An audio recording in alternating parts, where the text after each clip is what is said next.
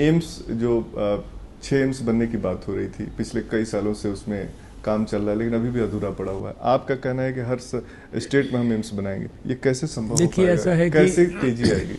आज ही मैंने दोपहर में सारे 6 के 6 एम्स के डायरेक्टर्स के साथ 2 घंटा मीटिंग की है और बहुत तेज़ी से उस काम को आगे बढ़ाने की, जहाँ जहाँ उसमें रुकावटें हैं, कहीं पे कोई बिल्डिंग के काम को तेज़ी से बढ़ाना है, कहीं मैन पावर एम्प्लॉयमेंट है, कहीं इक्विपमेंट का प्रिक्योरमेंट है, ये सारी चीज़ें बहुत तेज़ी से आगे बढ़ाने के लिए कहा है। और 1 साल के अंदर अंदर कोशिश होगी कि इनको बिल्कुल एकदम इस स्तर पर हम ले आए कि सब परफेक्ट ढंग से वो काम करना। अभी भी वहाँ काम तो होता है, लेकिन उसके अंदर और तेज़ी लाने की और ज़्यादा जैसे कहते हैं कॉम्प्रिहेंसिव ढंग से करने की आवश्यकता है।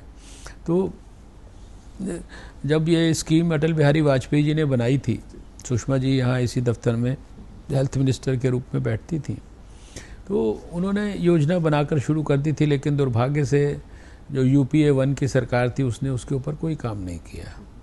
ये तो यूपीए 2 के अंदर जब क्रिटिसिज्म होना शुरू हुआ, उसके बाद फिर ये इस स्कीम पर काम होना शुरू हुआ।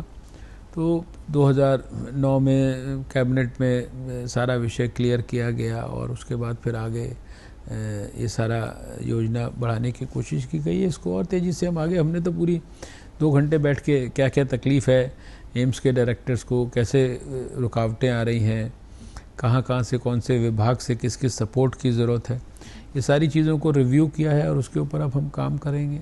एमडीजी गोल कब तक हम अचीव कर पाएंगे, मिलेनियम डेवलपमेंट? देखिए, मिलेनियम डेवलपमेंट गोल्स की तो जो टारगेट्स हैं वर्ष के हिसाब से, काम तेज़ी से उसी दिशा में आगे बढ़ाने की ज़रूरत है।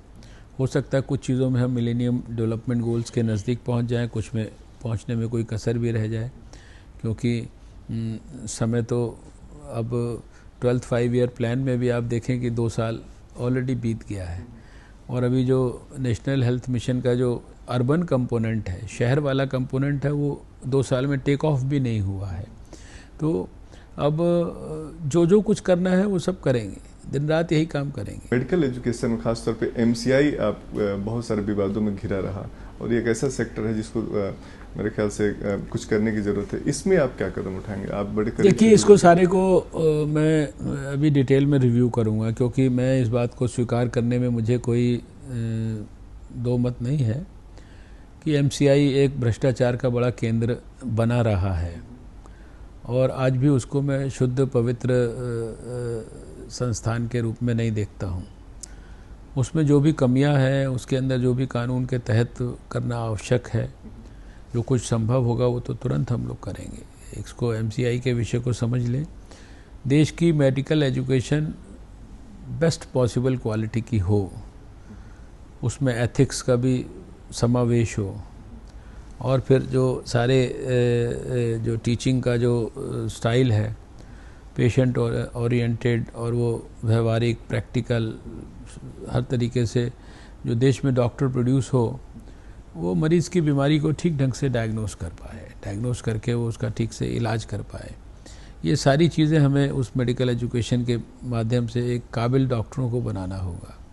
पर्याप्त मात्रा में डॉक्टर और ज़्यादा पैदा करने के लिए और मेडिकल कॉलेजों को खोलना पड़ेगा। दिल्ली के अस्पतालों के आपका फोकस है कि क्लीन होना चाहिए, साफ सुथरा होना चाहिए अस्पतालों इसमें और दिल्ली के अस्पतालों का आपको भी पता है इसमें कोई दो मत नहीं। मैंने सरकारी अस्पतालों के अभी जो मुझे अभी फ़िलहाल जो एमएस मिलने आए हैं, रामन और लोहिया के एमएस मुझे मिलने आए थे, सफदरजंग के एमएस मुझे मिलने आए थे, ऑल इंडिया के मिलने आए थे, तो इनको सबको मैंने कहा है कि आप अपना प्लान बनाइए, मुझे लेकर आइए, यहाँ जो बेसिक्स हैं उनको इम्प्रूव करिए और फिर जहाँ जहाँ जो कुछ और भी ज़्यादा बड़े पैमाने पर इम्प्रूव करने के लिए कोई योजनाबद्ध तरीके से करना है तो वो भी सब करेंगे, लेकिन अस्पतालों को गंदा हम नहीं रहने देंगे। दिल्ली में जब स्वास्थ्य मंत्री थे तब भी आप एक जाने माने आप ईएनटी सर्जन हैं, लोगों को देखते थे, क्या अभी आपका ये प्रैक्टिस जारी रहेगा? देखिए, स्वास्थ्य मंत्री के रूप में शायद क्लिनिक जाके मरीज़ देखना तो शायद संभव नहीं होगा, उस दृष्टि से कि शायद ये पता नहीं कितना टेक्निकली अलाउड होगा कि नहीं होगा, क्योंकि जब मैं दिल्ली का स्वास्थ्य मंत्री भी था तब भी यह विषय मैंने बहुत गहराई से अध्ययन किया था, तो मंत्री के रूप में प्रैक्टिस करना वो उसके लिए मनाही थी। लेकिन मरीज़ों से रिश्ता तो ख़त्म नहीं होगा, कभी कभी मरीज़ भी देखेंगे, क्लिनिक पे भी जाएंगे।